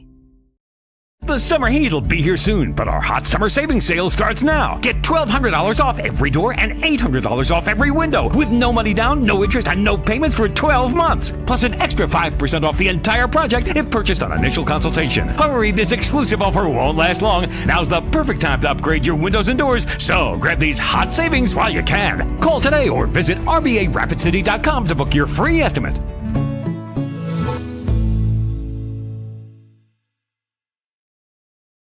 What do you call a place that's one of Deadwood's largest casinos, but is it really a casino? Because you can't decide, should I play or eat or wait, there's a liquor-infused ice cream bar? I mean, you're playing craps one minute and the next you're looking at a charcuterie board? What even is that? Never mind the gunfight outside, you don't have time for that. You've got espressos to down and games to bet on and a pub with 48 whiskeys? What do you even call a place like that?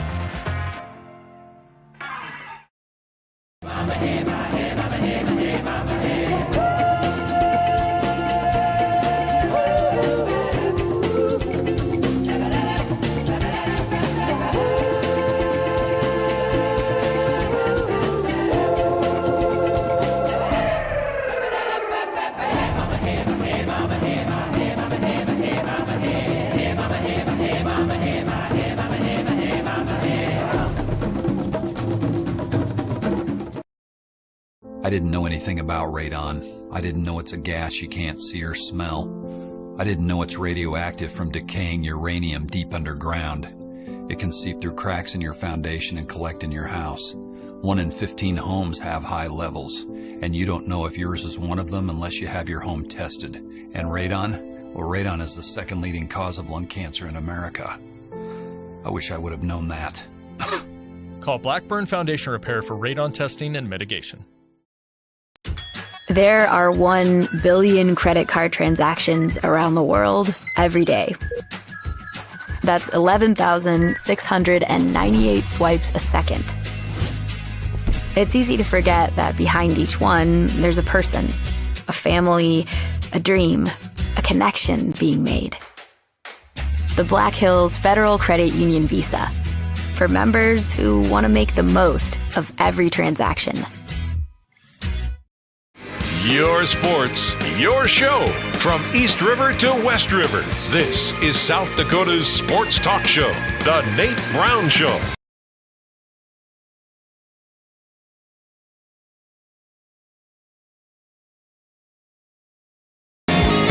South Dakota Sports Talk Show. Glad you're here. I appreciate you guys being a part of the program. Opinions welcome. It's all good on the Nate Brown Show, South Dakota Sports Talk Show with Rob Kagron in studio. Thursday happy hour. It's on tonight. Fox Sports Radio. Well, yesterday, before this whole controversy started last night with Caitlin Clark, everybody's talking about it now. Caitlin got knocked down last night, and then a player put her fist on her throat, and nothing was called, no flagrant, no anything. And then they just reviewed it this afternoon, and now they've suspended that player, but nothing was called last night. And so if you followed Caitlin Clark like I have, Rob, and you haven't followed her as close, you're not a WNBA fan, so we just lay this out. But I've followed it. I didn't think it would be as big as it was. I watched her at Iowa, and it was just huge. 18 million viewers of Iowa against LSU back in the day. That was more than the men's game, the national championship that year. So this continued into the WNBA, and it surprised me that she has changed the entire league. Revenue, attendance, player salaries. I mean, you just go through the list, just off the charts. And so now she's still fighting this thing where people say the WNBA is a league. They don't promote her. They didn't put her on the 30-year anniversary poster yesterday. The players are fouling and knocking her to the ground. And I watched a good video today which showed the last 3 years, players just taking her out, just absolutely taking her out. And so then the league doesn't promote her. The players are jealous. There's this battle against Caitlin Clark, their number one golden goose. And I can't figure out if the WNBA is doing this on purpose. Because they want everybody to get a trophy and they don't want to be looked as not PC, and we're all happy. Everybody's good, not just Caitlin. Was it incompetence? What is the WNBA's problem? I said they're the dumbest league in sports. I usually don't say that, but it's out there. I can't disagree with you, Nate. I mean, the ineptitude of not... You have a captive audience. You talked about all the changes in the WNBA.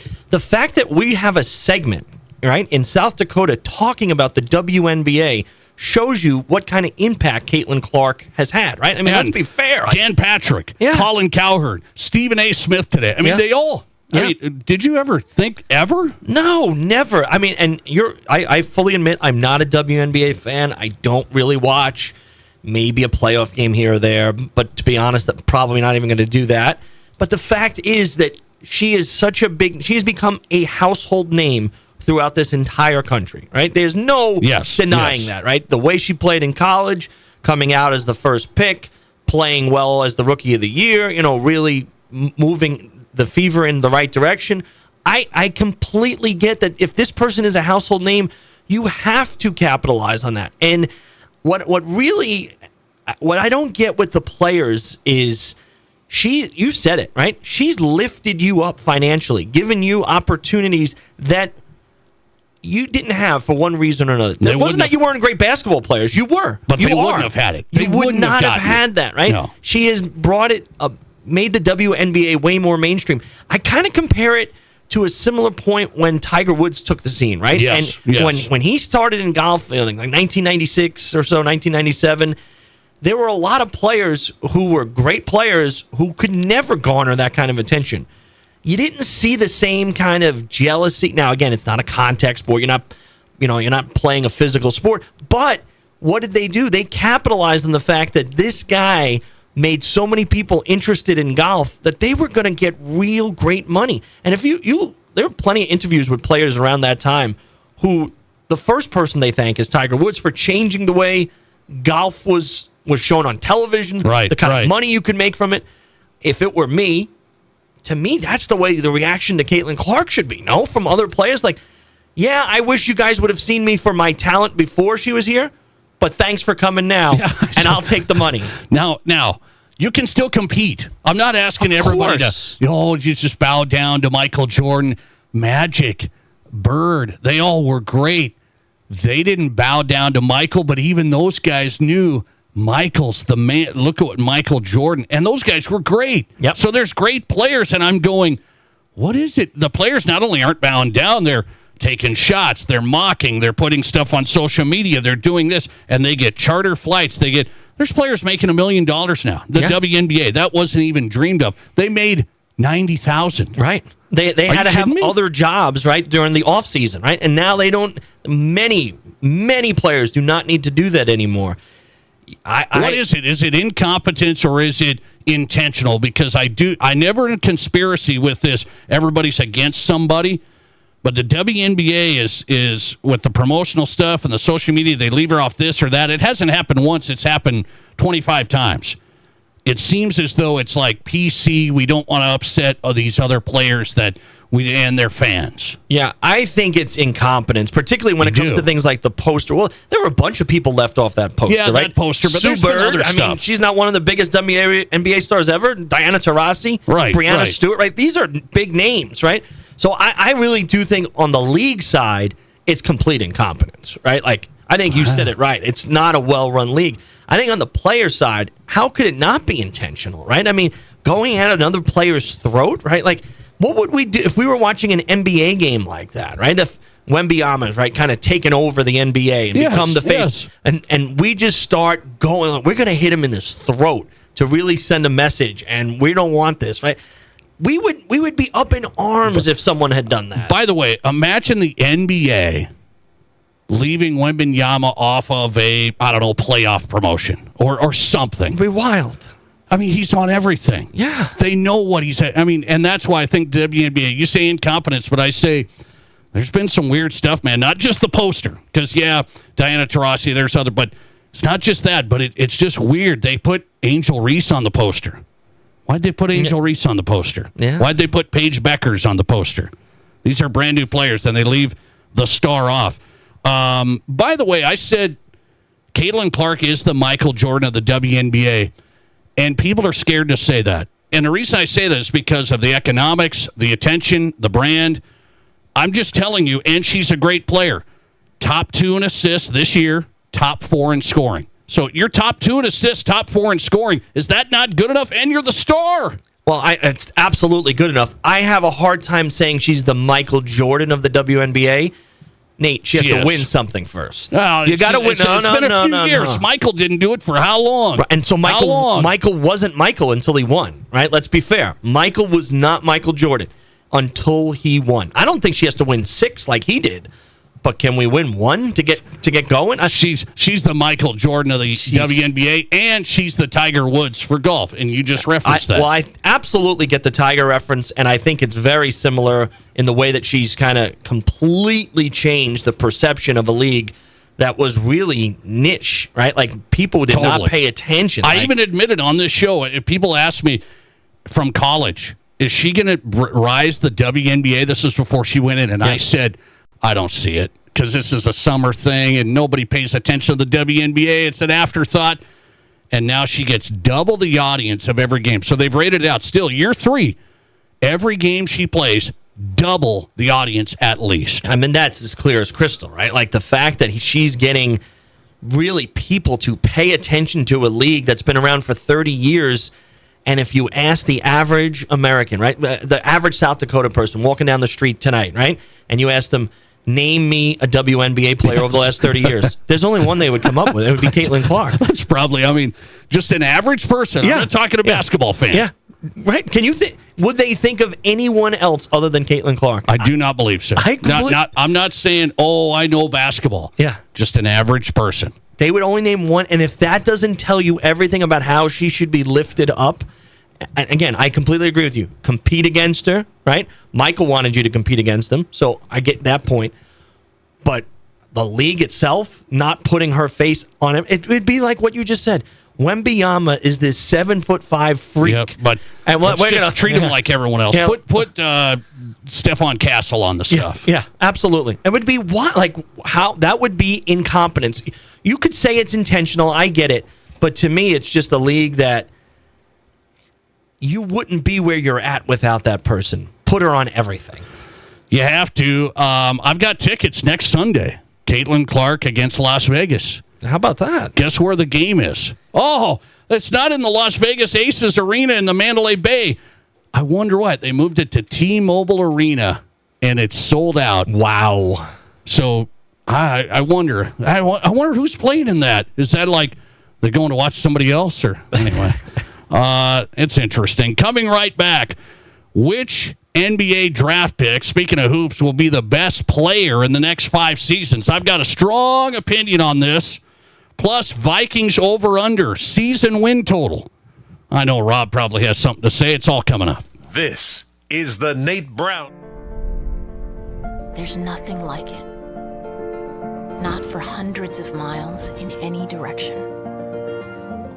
A gathering space for all kinds of people from all kinds of backgrounds. To share, to revel, to stand together and celebrate life's greatest moments.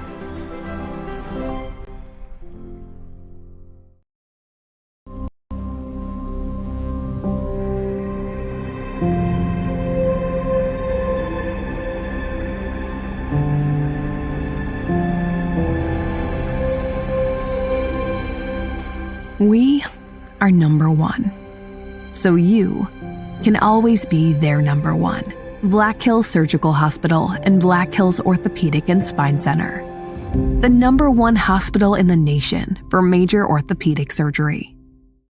The summer heat will be here soon, but our hot summer savings sale starts now. Get $1,200 off every door and $800 off every window with no money down, no interest, and no payments for 12 months. Plus an extra 5% off the entire project if purchased on initial consultation. Hurry, this exclusive offer won't last long. Now's the perfect time to upgrade your windows and doors, so grab these hot savings while you can. Call today or visit RBARapidCity.com to book your free estimate.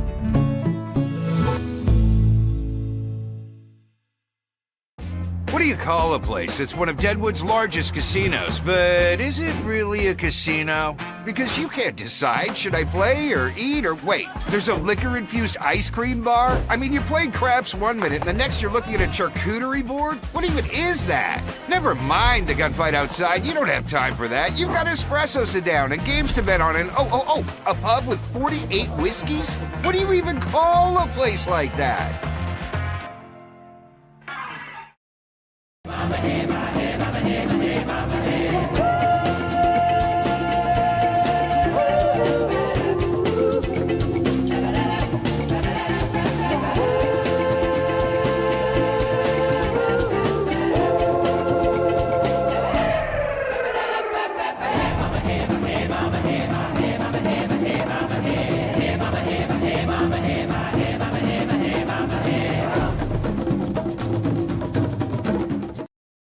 I didn't know anything about radon. I didn't know it's a gas you can't see or smell. I didn't know it's radioactive from decaying uranium deep underground. It can seep through cracks in your foundation and collect in your house. 1 in 15 homes have high levels, and you don't know if yours is one of them unless you have your home tested. And radon? Well, radon is the second leading cause of lung cancer in America. I wish I would have known that. Call Blackburn Foundation Repair for radon testing and mitigation. Are there as many kinds of vehicles as there are kinds of people? We think so.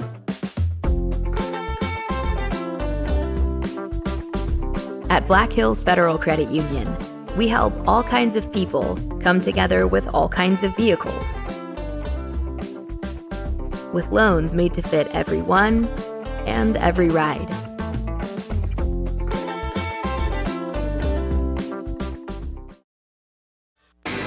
This is The Nate Brown Show, also streaming live on YouTube. Subscribe to The Nate Brown Show on YouTube.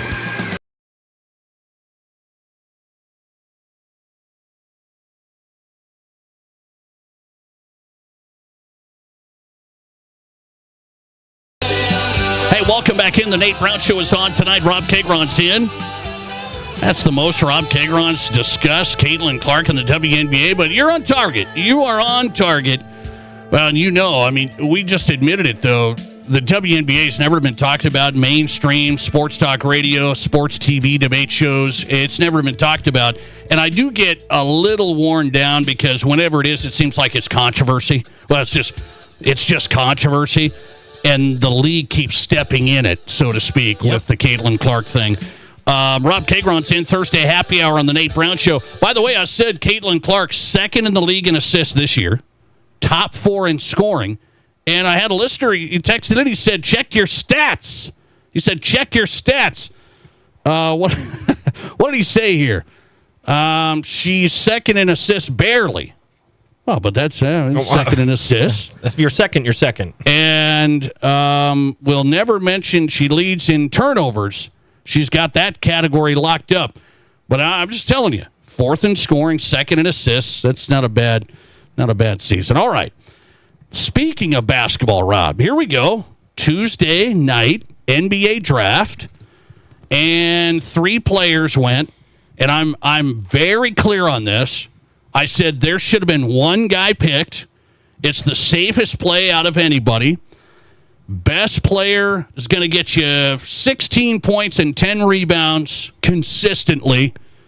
And he's got a great background. He was the best player in college basketball. And you're telling me he's not the number 1 player? Cam Boozer is the easy pick for an NBA draft pick that'll be the best player. So why did these teams take Darren Peterson and A.J. Debonsa? It's Cam Boozer, right? Next 5 years, best player. Will you tell me? No, absolutely not. I don't agree with that at all. I absolutely do not. Yeah, you're going to go Darren? No. Put your hat on backwards and go Darren Peterson. Look cool, though. No, He's I'm going with AJ, the actual number one pick, who I think has by far the highest ceiling of all three players. AJ Debonsa is a 6'10 wing who can score. He plays defense. He plays hard. I am completely all in on Debonsa. Now, I don't love the Washington Wizards, and they're usually inept, right? So I do worry about that part of it. But Debonsa is a great player. Peterson, you and I both know, and we've talked about it in the past, he's a mess with all of his off-the-court stuff and even just staying on the court with weird reasons why he wasn't playing games. I can't do that. Maybe he'll turn a leaf in the NBA. Okay, I'll give him an opportunity. I think Boozer, the one thing about Boozer is he always wins, right? He's a consummate winner. I'm not so sure how his game translates in the NBA. I think he'll be very good. I don't see him as consensus of these three guys because I think the one that translates the best to the NBA is Debonsa and how, for a big guy, can shoot the ball really well. I think he's got a wingspan of 6'10 or something like that. I think he's like 6'8. Yeah, I think he's 6'8. Right? Something like that? Yep. Now, you understand what they told Wembanyama. Why doesn't he get down low? Why doesn't he go back to the basket? Why doesn't he do that? There's some guys that have now turned into more inside players, and Boozer can shoot outside, but Boozer's going to bang. Do you disagree? He's going to give you 16 and 10? No, he's going to give them 16 and 10. Isn't that good? I think you're probably right, but is he going to take over a game, right? I don't think... He took over in college. Took over. You're playing against the big boys now, though, right? Now, is he going to take over a game with Memphis, right? Like, do I really see him transforming that franchise? I don't. I think he's a great number two to someone. I don't see him as a number one, and I see Debonsa as a number one. I think Peterson has the talent to be a number one. I don't trust his mentality in the NBA. Okay, so I wouldn't have done Debonsa. I wouldn't have done Peterson. I said the safest play is Cam Boozer. Do you agree with that? Safest. So you know what you're going to get. Debonsa, I don't know. Yeah, he's pretty good, but he's a dime a dozen. This is John Wall. What happened to him in Washington? I don't know if it's John Wall. I think this is John Wall. But I completely agree on that point, Nate. Of the three guys, who's the one that you can count on for 16 and 10 night in, night out? It's probably Boozer. But who has the biggest upside? Yeah, I know. I love that. I love the upside. Darren Peterson's got upside. The owner of the Utah Jazz, he had his hat on backwards today. He was doing interviews. Man, Darren, oh boy, he's going to be good. But Boozer's going to be good, he said. Boozer's good, but we had to go Darren. It looked like the guy was out surfing, and he decided to pick Darren Peterson. But isn't the draft all about potential, right? Like, we don't actually know what these guys are going to be. You're drafting for not just the next 2 or 3 years. You're drafting for the next 15. I want competitive culture, great background, mature. I want strong, safe Boozer. And I would say, I think some years, a good general manager, good team executive should blend the safe pick with the reach pick, right? I think you have to mix those together. Now, you're not going to get them all right. We know this, right? Like, think about the NFL draft, right? They get them wrong all the time. It certainly happens in basketball. That's what I'm worried about. It happens a lot in basketball. My Knicks for like 15 years drafted horrendously, like all these European guys who never did anything for us, right? So I get that you can't always reach, but I do think when you're trying to put a team together, you have to mix the safe pick certain years with what could we possibly get? If all things break right, what could we get with this guy? And does he give us more of an opportunity if we develop him in 4 or 5 years than the safer pick? And I'm okay with that at times. Okay, so if you look at it, this past year, Cooper Flagg went 1. Yep. That's a great pick. Yep. But then Dylan Harper. And look at that. I don't think people thought Harper out of Rutgers. He didn't know, but he's Ron Harper's son. And this guy might be something else. I mean, he already is. He was great in the finals, right? He was great all throughout the playoffs, right? So, yeah, absolutely. I think it is not I think what we would absolutely agree on is that it is not a science to drafting players in any sport whatsoever. Basketball, only 2 rounds of a draft. you really have to put a premium on getting things right because you can set in, particularly with anytime they're trading these picks away. I mean, like just like even what we saw with Minnesota and LaMelo Ball, how many picks did they trade away or swapped? Or, I mean, you think about that first round on Tuesday night. How many teams were not represented in the first round? Yeah, I know. Didn't have a first round pick. AJ DeMonte, you say best player in the next 5 years. Yes, you do. I do. It's Cam Boozer. I'm telling you. I hope you're still around in 5 years. I mean, I really do. I hope you're on this show. Not in 5 planning years. on expiring anytime soon. But thanks, Nate. Coming right back with Vikings over/under season win total 8.5. Broncos 9.5. Are both of these easy to pick for Rob? Coming up. This is South Dakota's Sports Talk Show. Mom, can we please go to Watiki Indoor Water Park Resort? Watiki? What's so special about it? Are you kidding? It's got slides, fountains, a lazy river, everything. And it's just a short drive to Rapid City. If we stay at one of the hotels, we get water park passes for free. Wow, you really did your homework. Okay, what do you say we pack our swimsuits and hit Watiki this weekend? Yes, best mom ever. Unlock your adventure at WatikiWaterpark.com. If you're grilling this weekend, be sure to have plenty of Artisan Hearth buns and rolls on hand.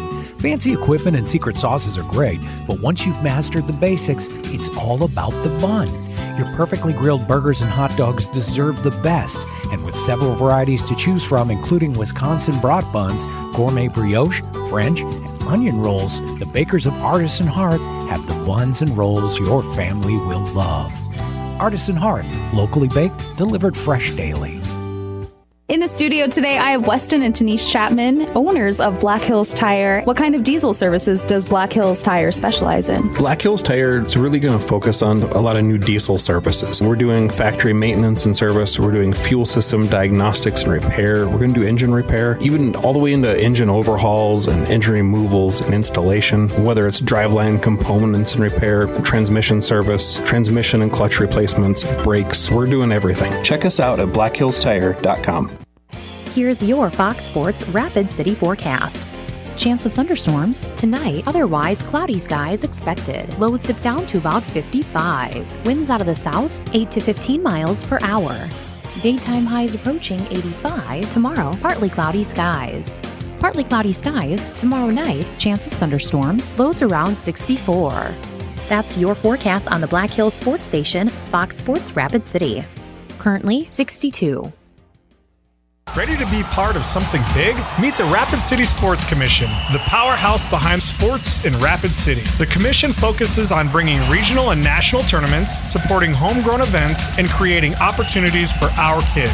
But it's not just games, it's a win-win for all of us. Youth sports fuel our economy. Hosting events in Rapid City means out-of-town families shop, dine, and stay with us, which boosts sales tax revenues too. To get in on the action, visit rcsportscommission.com, where we're all about the hustle. Hi, this is Jeremy with Jerry's Cakes and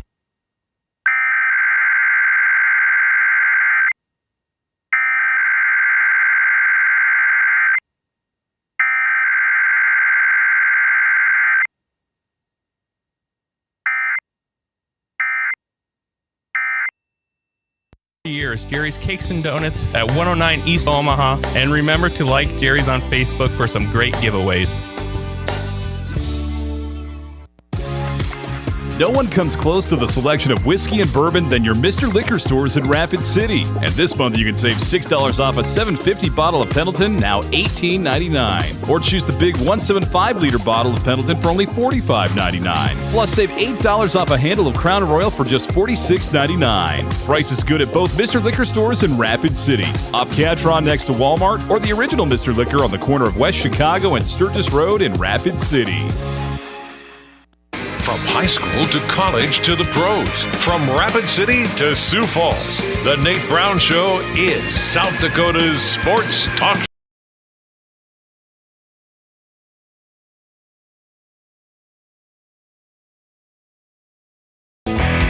All right, good stuff tonight. Appreciate you being a part of the program. Hope you've had a great week. Wrapping up Thursday Happy Hour. Rob Kagron's in studio. The Nate Brown Show on Fox Sports Radio, KWSN Sioux Falls, and Fox Sports Rapid City. Glad you're here. Okay, I just wanted to make you sound off on this. We've had a little back and forth this week on the Nate Brown Show about the NFC North over-under season win totals are out. So the win totals are out, over-unders in the NFC North. Green Bay at 10.5. Detroit Lions at 10.5. So those two are in the leaders in the clubhouse. Bears at 9.5. And Rob's lowly Vikings at 8.5. And then I said, well, how about the Broncos? I mean, the Broncos are going to come in at 10.5 or something like that, right? Broncos, after almost being there in the Super Bowl, should have been there. 9.5. Are these easy picks? These are easy picks for me. Are they for you before we go? No, they are not easy picks at all. I would say Minnesota's number is probably pretty accurate. They have a favorable schedule, so I could see them getting to 9. I think they're more of a 7 or 8 win team, but I could see them getting to 9. The Broncos, I get your point, but have you seen the Broncos schedule, Nate? Oh, yeah. I mean, at Kansas City, home Jacksonville, home to the Kansas City eventual Super Bowl champion Rams. Can we beat Kansas City? At San Francisco.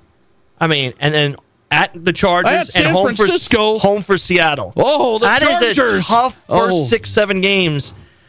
I agree with you, though. If there's one that I would pick over the other, I mean, they were an injury away from getting to the Super Bowl, right? So 9.5. I'd have to take the over on that. Because if you went under, I mean, you're saying the Broncos are going to go 9-8? I don't under 9-8. I don't think they're going to win 12 games though this year. I think that schedule is too tough. But 10 or 11, yeah, I would have to take the over on that one. I'm surprised that they went that low. There's somebody not believing in the Broncos. There's a lot of people don't believe in the Broncos. So I think that number. And then you went Vikings. You said 7 to 8 wins. They won 9 last year. I hate to break it to you. That was with J.J. McCarthy in a mess. You telling me they're going to do worse than that? Again, I think the division is too tough. I mean, think about it.